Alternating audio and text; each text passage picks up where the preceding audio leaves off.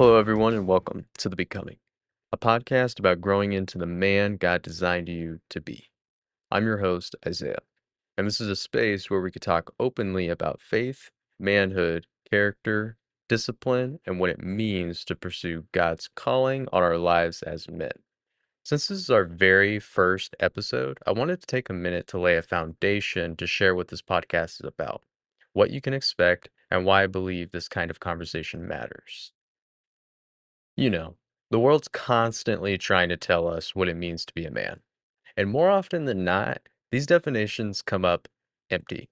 But the Bible paints a different picture, one rooted in strength, humility, wisdom, responsibility, and a heart fully surrendered to God. And that's what we're after here.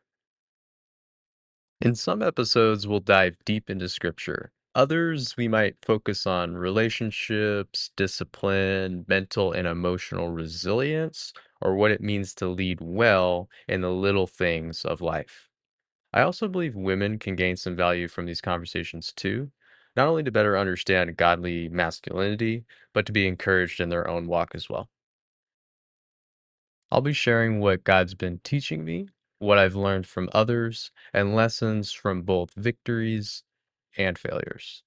My prayer is that this space challenges us to grow, encourages us to reflect, and reminds us that becoming the man God's called you to be is a process. One step, one decision, and one moment at a time. So thank you for being here at the start. I truly appreciate you taking the time to listen, and I hope this podcast becomes a regular part of your week, something that builds you up and points you back to Christ.